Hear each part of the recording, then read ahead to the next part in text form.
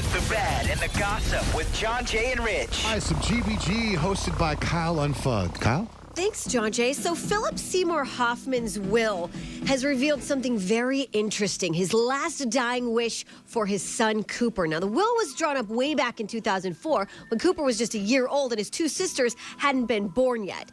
And since hasn't been updated. So they kind of don't apply to this. Although I think generally he wanted the same thing for all of his kids. In the document, it states that he wants his son to be raised in Manhattan, surrounded by the arts and culture of New York. He said now if the kids couldn't live in New York City, he wants his son to at least visit the city twice a year. And if New York isn't the first choice, Chicago or San Francisco would be acceptable. Specifically, he wanted the kids to stay far away from Hollywood and the influences of such. Now, I guess his estate was worth about $35 million, and he left a hefty sum of it to his son Cooper. But since his will wasn't updated, the two daughters, they're kind of SOL.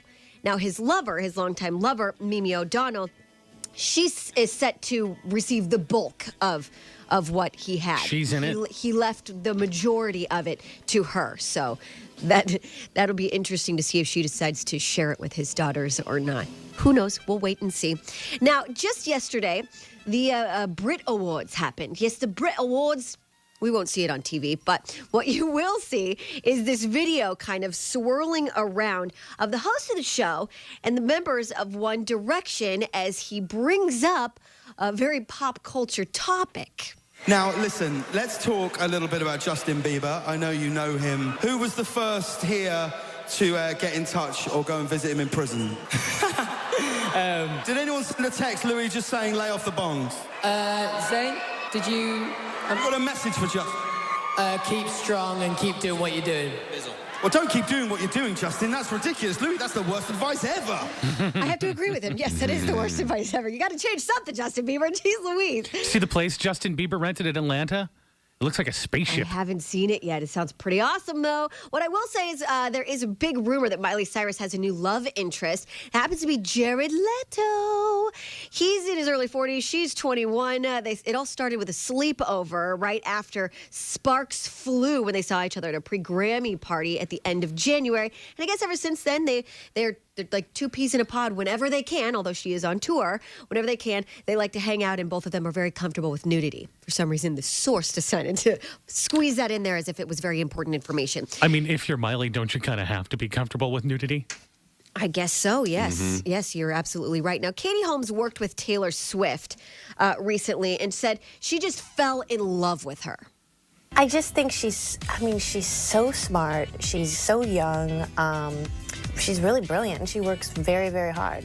But some people don't have as high opinion of Taylor Swift and say she might actually be sort of a mean girl. Now, the rumor comes from Life and Style magazine, so you've got to take into consideration the source on this one because I don't buy it. But here's what they're saying. They're saying Taylor Swift, Demi Lovato, and Selena Gomez have all teamed up, little trio, to plot revenge against Miley Cyrus because they are convinced Justin Bieber cheated with her. And they want to take her down. I would love to watch that movie. Of course, you know, Taylor and Demi know how heartbroken Selena has been lately and just hate that Miley would do this to her, especially because the four of them used to be really cool with each other. They're thinking Justin Bieber slept with Miley Cyrus? Yeah, but I don't think they're planning revenge. They might hate her, but I don't think they're planning revenge to take her down. It's funny because Miley, when she was one of the biggest stars in the world, spent time with each one of those girls before those girls were big. Mm-hmm. Right. I remember when Miley did a duet with Taylor Swift. I remember that. I think it was Taylor Swift way on the Grammys or something. And it was like this person Taylor wasn't known at all. Wow. So she's done a lot for them, so they need to settle down. Well, they say that the smoking gun here, the evidence, is that Miley knows about this, and like she'll check in with event planners and everybody that they'll all be at the same events just to make sure she can avoid them at all costs. Like I said, it's a rumor. Take it as you will. I know all these fans for each one of these it's a lot of power celebrities are very intense. Let me tell you the scenario. You tell me if you remember. They're sitting on. It was like a Grammy type show, MTV's or something like that. Miley's got a guitar. Taylor's got the guitar, and they're sitting on stools. Oh yeah, didn't they do Miley's 18 hair, together? I think they're doing that, or they're doing the climb, and hair's flying everywhere. Miley's rocking her out everywhere. It's like acoustic. Okay. And Taylor was not big at that time. If it was, I Taylor wonder Swift. if it was maybe right before the Kanye West thing. Was it the same show? It might have been something like that, but it was like, wow, Miley sure is doing a favor to this girl. Yeah.